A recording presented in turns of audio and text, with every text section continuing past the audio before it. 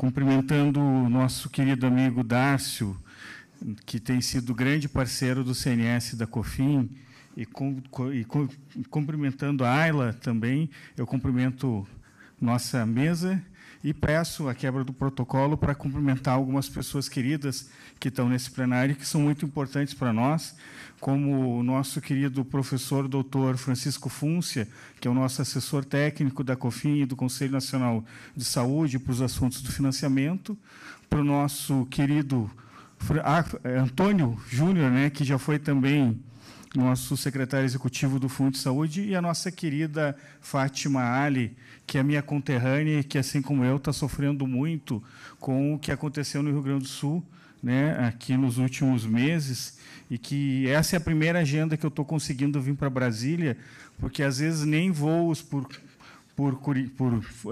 Caxias ou por Canoas a gente estava conseguindo. Eu tive que vir para Florianópolis de ônibus para vir de Florianópolis para cá. Então, a gente está passando algo assim que, mais do que a enchente, é todo um processo da infraestrutura do Rio Grande do Sul muito abalada nesse processo, né? Então, para nós é muito bom ver a Fátima aqui, nos solidarizar com ela, com a luta do povo palestino também. Mas, enfim, querido Dárcio, eu não cheguei a preparar uma apresentação, posso enviar depois, tenho um rascunho de algumas coisas importantes aqui, e eu vou procurar também falar devagar para que todos os nossos colegas aqui que vieram dos países irmãos possam ouvir com tranquilidade. Eu venho do Conselho Nacional de Saúde. Estou, nesse momento, um dos coordenadores da COFIN, o nosso outro coordenador, André, nosso principal coordenador, falou ontem aqui, e venho de uma luta do movimento comunitário, da luta dos bairros do Brasil. Atualmente, estou presidente da Confederação Nacional das Associações de Moradores. Sou presidente da CONAN.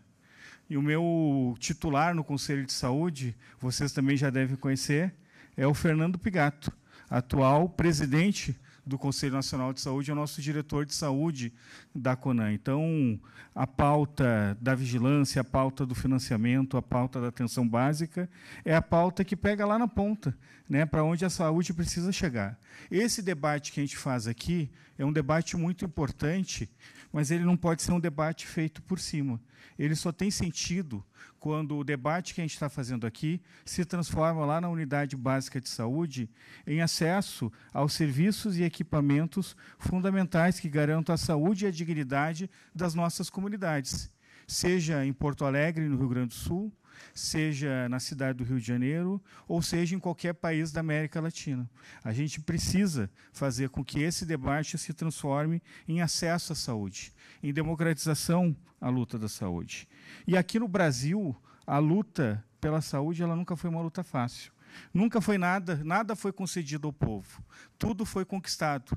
Tudo é fruto da nossa luta, Brenda, da nossa mobilização, da nossa resistência. A gente só teve no Brasil conferência de saúde com a participação do povo em 86, na 8ª conferência. Então, só a partir de 86 o usuário, o povo, as comunidades passaram a ser vistas como um ator importante na construção e no planejamento da saúde. Disso vem a Constituição de 88, né? Constituição muito cara, muito importante. E nela, o capítulo da Seguridade Social, e no capítulo da Seguridade Social, a ideia do SUS e outras questões são colocadas. Ou seja, a Constituição que nós temos no Brasil, ela é reflexo da luta e da mobilização do povo. E ali consta, né, o SUS, que vem a ser, a partir de 1990, e tem...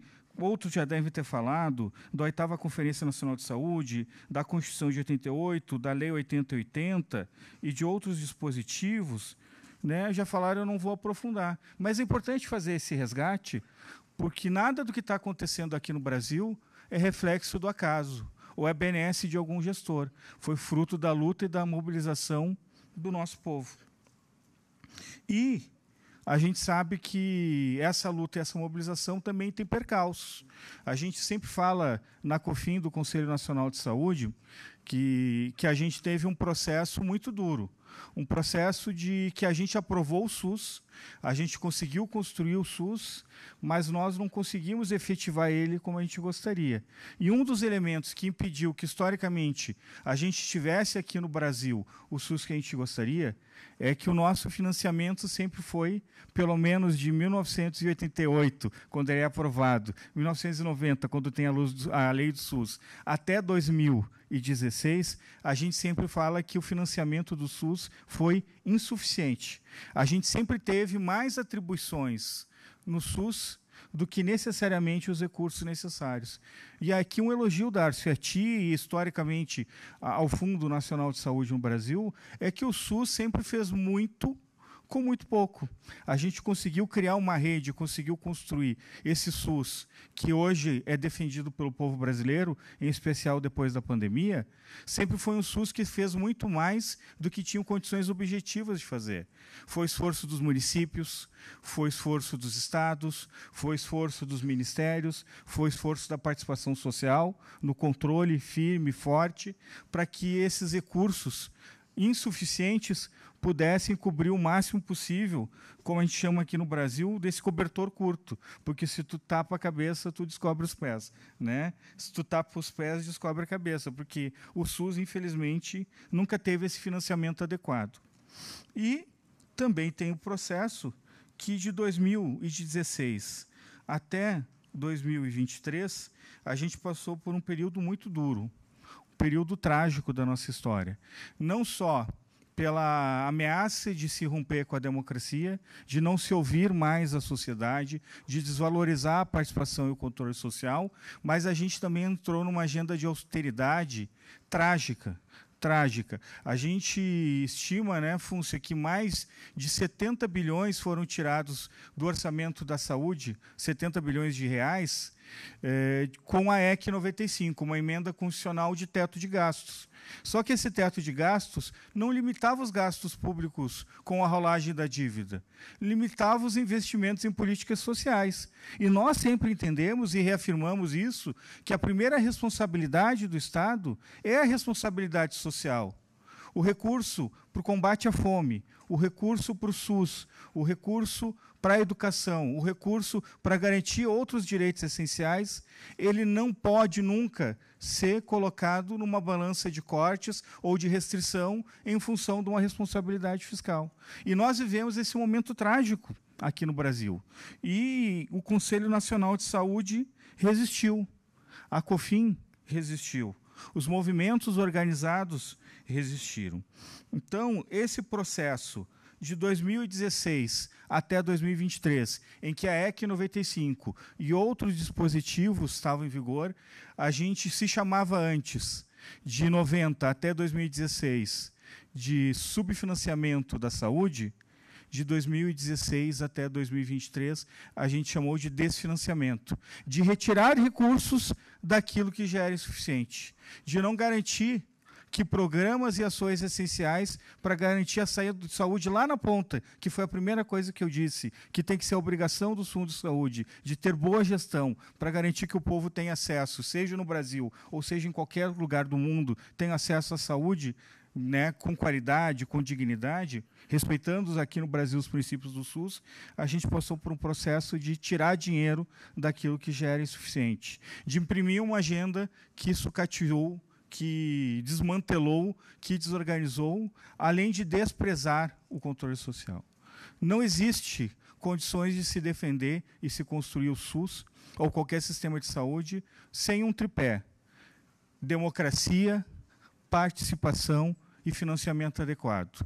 Financiamento sem participação não é democrático, não garante a saúde para o povo. Tu tem que levar a saúde para onde as pessoas precisam. E ninguém é melhor do que as próprias comunidades e pessoas para saberem o que é as suas prioridades e onde querem investir.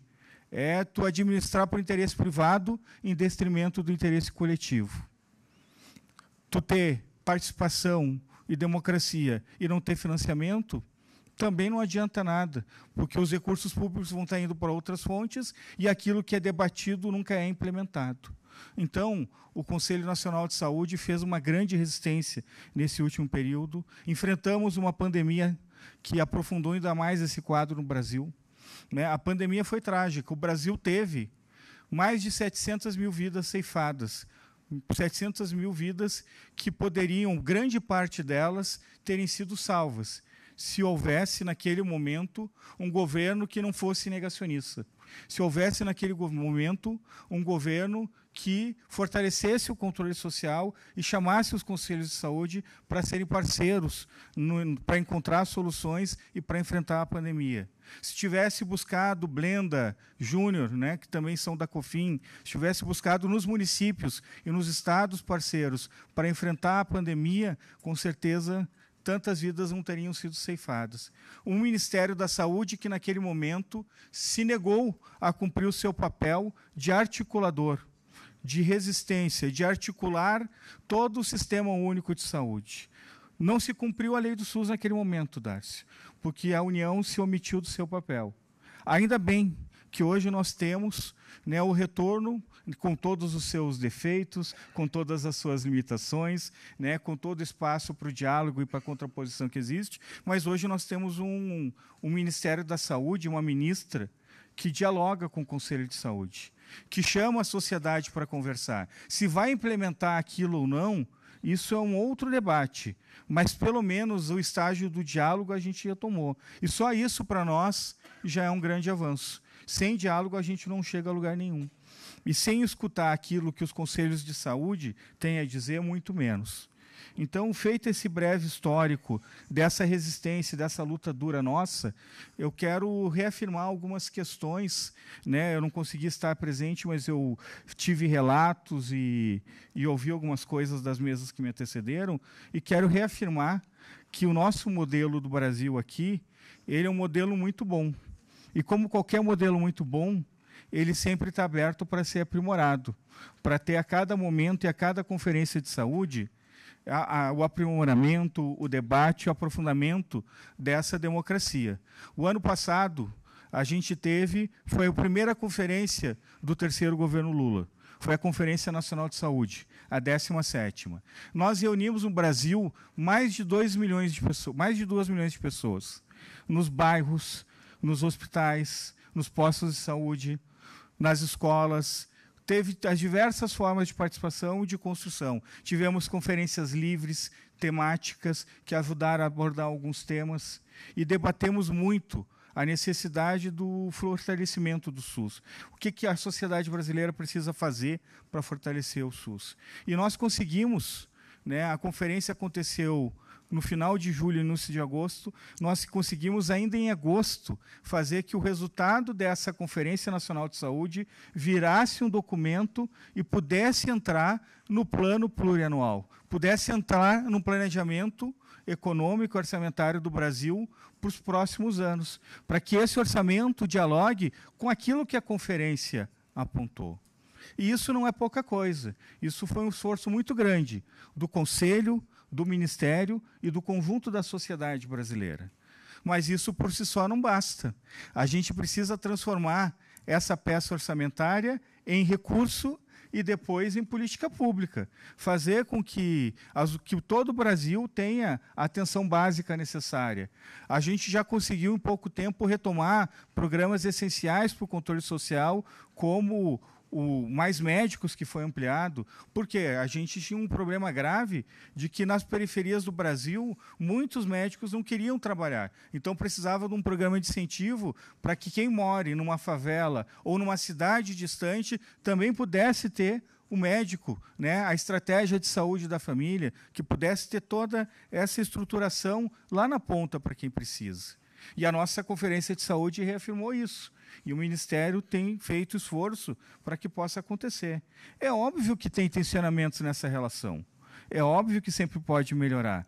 Mas tu ter um governo que propicia o debate e o diálogo faz com que esse papel desse fundo seja ainda mais importante. Porque é pactuado entre governo e sociedade aquilo que tem feito, e o papel do fundo, né, Darcy, é, dentro do possível, fazer com que aquele recurso que está ali se transforme em política pública, se transforme em saúde para quem precisa. Então, esse é um desafio muito grande para nós nesse processo, e que foi muito difícil no período anterior. Até 2023, a gente teve um processo de retirada de recursos de saúde. A gente começa agora a retomar. E essa retomada tem que ser com participação, tem que ser com controle social, tem que ser, seja no município, no estado ou a nível federal, que os gestores da saúde respeitem aquilo que está sendo apontado pelos conselhos de saúde. A gente não tem só o Conselho Nacional de Saúde, a gente tem uma rede de conselhos. Em todo o Brasil, os conselhos municipais de saúde fazem um papel muito importante, porque se o gestor não cumpre com o seu papel, o conselho tem, no final do exercício, a prerrogativa de aprovar ou rejeitar um relatório anual de gestão. Nos últimos anos, o Conselho Nacional de Saúde tem rejeitado o relatório anual de gestão. A gente ainda tem muitos questionamentos e a necessidade de, digamos assim, qualificar o que acontece com os gestores quando esse relatório é rejeitado, porque hoje é simplesmente um parecer. A gente entende que queremos avançar para que haja punição para os gestores de saúde que tenham uma gestão da saúde que não dialogue com aquilo que foi apontado pelos conselhos. Porque a nossa lei prevê isso. A lei do Brasil prevê esse controle social. Está previsto na Lei Complementar 141 exatamente essa questão dos conselhos aprovarem ou reprovarem esses relatórios anuais de gestão. E isso, e fazer isso se efetivar, não é fácil. É processo de amplo diálogo, de ampla construção, mas, como eu falei, a nível federal, a gente tem rejeitado os últimos AGs, não só pelo cumprimento do investimento do percentual mínimo de saúde. Não basta só investir o piso. Primeiro, porque já está dito ali, é piso. Nós queremos que seja bem mais do que o piso. E o segundo é porque, às vezes, ao cumprir somente o piso, diversas áreas ficam descobertas. A gente percebeu no último período que a farmácia popular foi desmantelado. Antes que houvesse um comunicado oficial do governo que estava esvaziando a farmácia popular, a gente percebeu, Dárcio, porque a gente percebeu que a execução nessa parte foi menor. A gente percebeu que a saúde da mulher, os ciclos de vidas, a equidade, programas específicos para setores da nossa população muito importantes e mais vulneráveis, que eles foram esvaziados no último período. O governo não precisou dizer para nós esvaziamos. A gente percebeu, ao fazer análise, gestão a gestão, que esses programas estavam esvaziados ou tinham sido, na prática, eliminados do orçamento. Então, a gente mas isso a gente só pode fazer isso por quê? Porque a gente conseguiu construir uma legislação que prevê essa participação e esse controle social. Não existe participação por decreto. Existe mobilização. Existe a sociedade se organizar, existem os conselhos de saúde se organizar e cumprir o seu papel. Não tenho dúvida, e eu falo isso porque, como eu sou o presidente da Confederação Nacional das Associações de Moradores, a gente faz muitas lutas.